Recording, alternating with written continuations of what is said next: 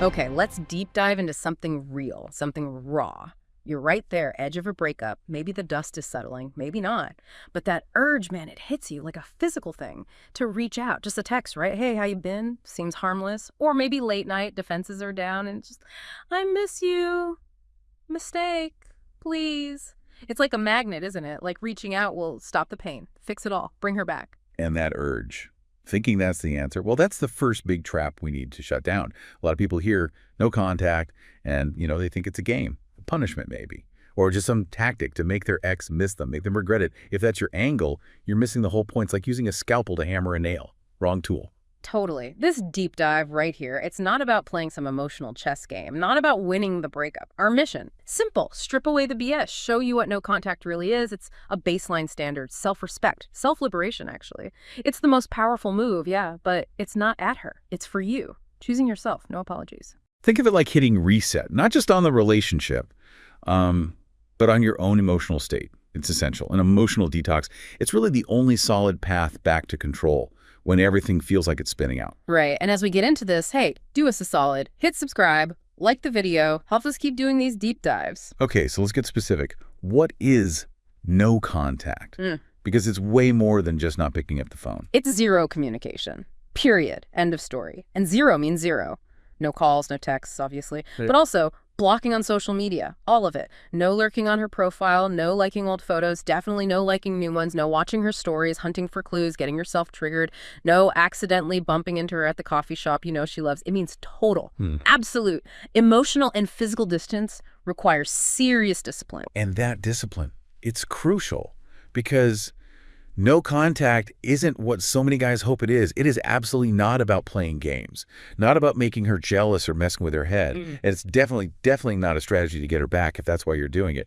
You're probably going to fail because your focus is still out there on her. That's the key, isn't it? The core idea here, the ground rule, is this isn't about her reaction, whether she comes back. It is 100% about you, reclaiming that power you lose in a breakup. It's about resetting your whole emotional system. It's about finally undeniably choosing yourself first. Trying to stay in contact afterwards, even a little bit, even that whole let's be friends thing. Yeah. It's basically the best way to make sure you never heal properly. Imagine like a really deep cut, no contact. That's finally letting someone put the stitches in. Yeah. Getting those stitches started, no contact. It's going to sting at first, feels wrong, maybe even a bit cruel to yourself.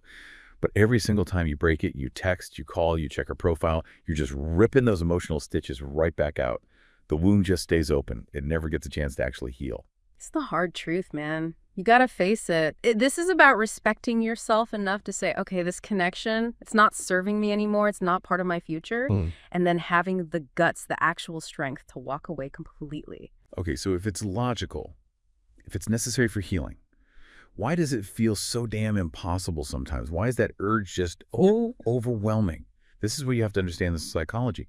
What's happening in your brain? Your brain is, it's basically going through withdrawal, like an addict. When you were together, interacting with her, a text, a smile, just thinking about her released dopamine, that feel-good hit, your brain got used to that. It got wired to expect it. Yeah, it's an addiction, straight up. Your brain got hooked on that specific source, and when it's suddenly gone, boom, withdrawal.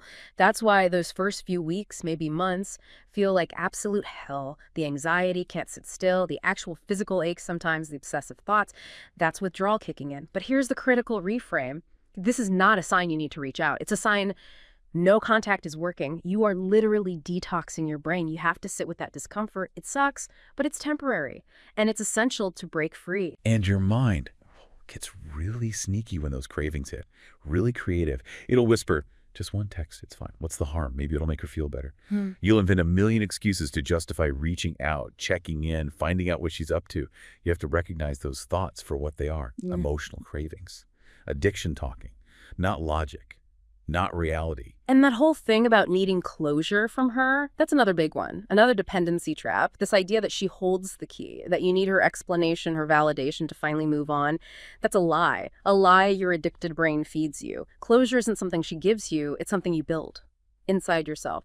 And you build it through this process. Separating, processing, accepting what is. No. Contact is the framework. It gives you the space to build it. So the blunt question really is, do you have it in you? Do you have the mental steel to go cold turkey? to choose your future, your peace, over that temporary, fleeting, and honestly damaging hit you get from her attention? Can you accept the pain of withdrawal, rebuild your own strength, and actually forge a new path for yourself? It's not easy, but it is necessary. Right. So if you're serious, if you actually want to reclaim your power, there are actions, non-negotiables. This isn't optional. This is discipline first. And this sounds extreme to some guys, but just do it. Delete her number. Seriously, get rid of it. It's not petty. It's about removing the easiest possible way to cave when you're feeling weak. If you're really paranoid about needing it for some emergency way down the line, fine, write it down once. Give the paper to a trusted friend, someone who will not give it back easily. Then delete it from your phone. Remove the instant access. Next up, the digital ghost. You absolutely, positively must block her on social media. All platforms, no creeping. Social media is like the silent killer of healing. Checking her profile, seeing updates, even just seeing she's online. Those are tiny little dopamine hits. They keep you hooked, addicted. Blocking cuts off the supply, forces your brain to stop looking for that easy fix. And yeah, this means no burner accounts, no asking your buddy to check for you, no just one quick look. That's just self-sabotage, plain and simple. Then purge the physical stuff. Stop building a shrine to a dead relationship. Photos, gifts, little mementos right now. They aren't harmless keepsakes. They're emotional landmines. Every time you look at them, boom, you're spiraling back. Pain, memory. Gather it all, box it up, get it out of sight, shove it in the back of a closet, give it back, throw it out if you have to. You need to stop poking the wound with these visual triggers. Another big way people sabotage themselves, often without realizing it. Routine. Stop accidentally running into her. Let's be real, okay? Often those aren't accidents. You're subconsciously, maybe even consciously, putting yourself in her orbit, hoping for that sighting. Change your routine. New gym, different coffee place, different route home. This isn't about running away. It's about giving yourself a fighting chance, creating a safe zone to heal without constant temptation. Stack the deck in your favor. And beyond these moves, you need backup. Real backup. Find an accountability partner. And let's be clear, not your drinking buddy who thinks it's funny to egg you on to text her. You need someone solid, someone who gets it, who'll hold you to it, call you on your BS excuses, someone who reminds you why you're doing this when those cravings hit hard, someone not afraid to give you the hard truth. And maybe the most crucial step, really, for you, is channeling all that energy. That breakup energy is intense, right? There's no space here for pity parties. Right. No endless wallowing. Time alone doesn't heal. Action does. Productive action, that pain, that restlessness, reinvest it, hit the gym, harder than ever. Learn that skill you kept putting off. Start that side project. Focus all that intensity inward on building yourself back up. Yeah. Stronger. Exactly. Make growth the mission. You know that saying, growth is the ultimate revenge. It's not about her. It's revenge against the weaker version of yourself.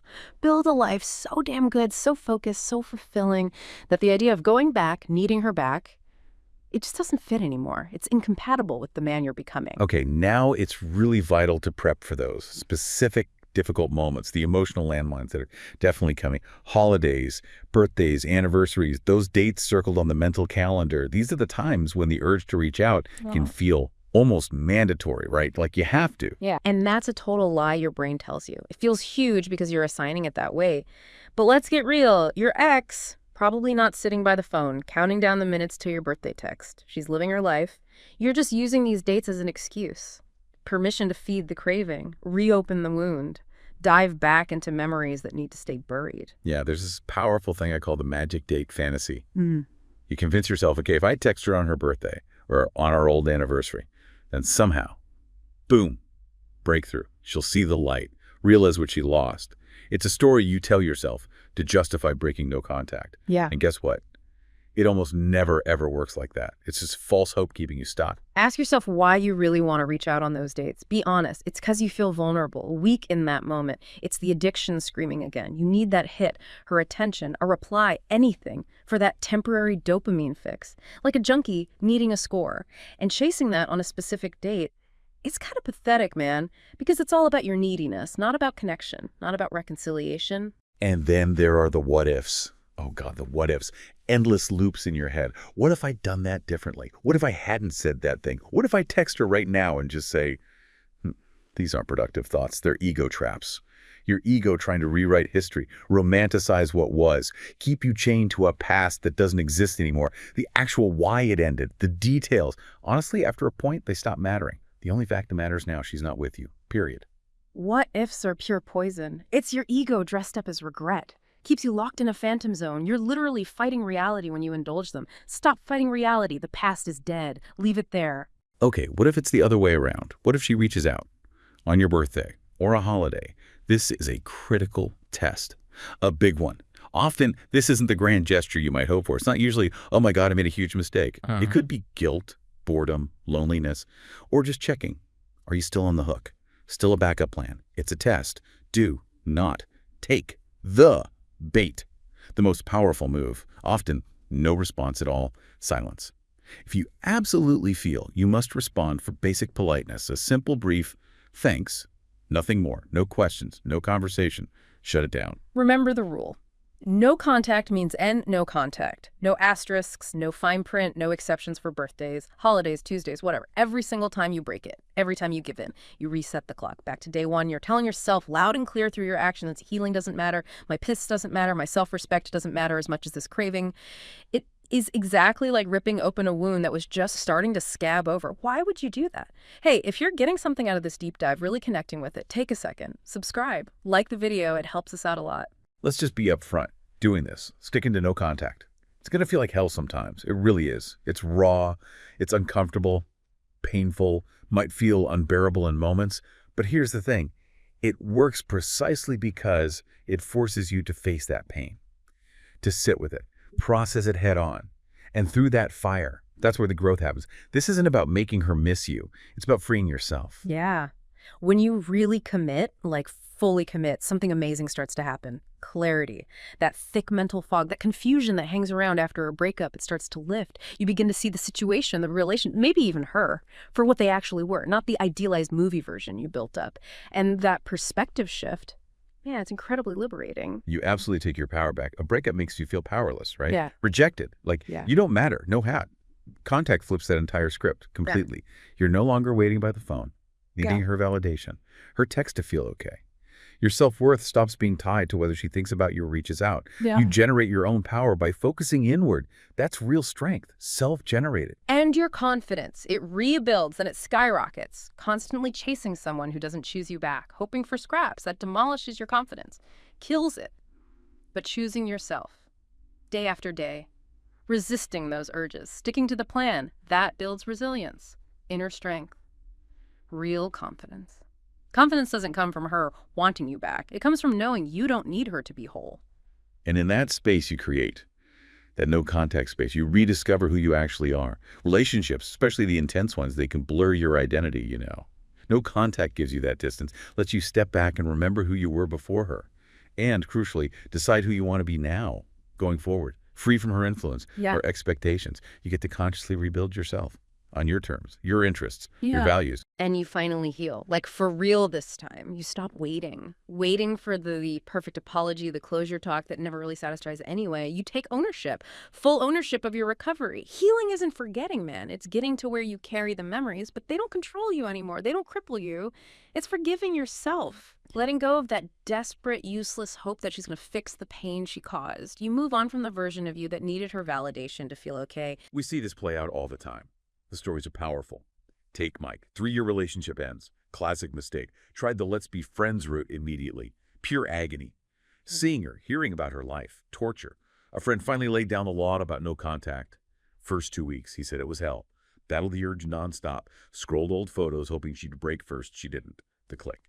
Realizing he was causing his own pain by staying tethered. That was the turning point. He finally went all in. Deleted everything.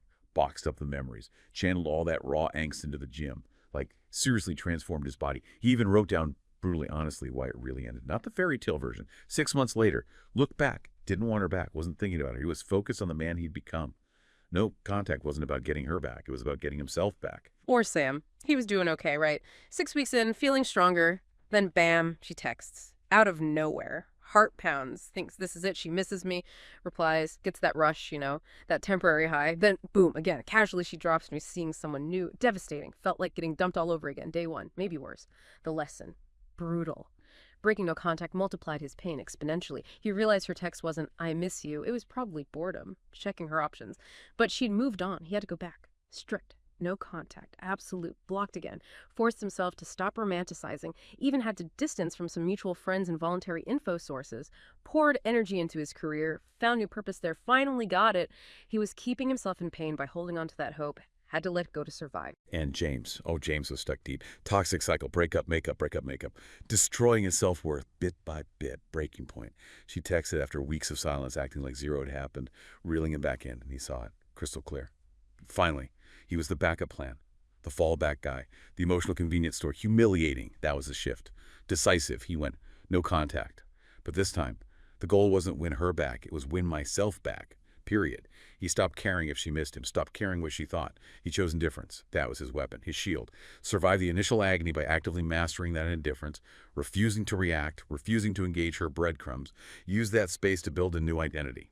Focused entirely on becoming a man he respected, someone whose value wasn't tied to her opinion. Every urge resisted, every breadcrumb ignored. He felt his power coming back, piece by piece. A year later, total freedom, no hate, no love. Just nothing towards her, that indifference became his superpower. These are the real stories, the real results. No, contact isn't just about moving on. It's about moving up. It's transforming that raw pain into real strength, turning loss into liberation. So let's bring it all home. No contact.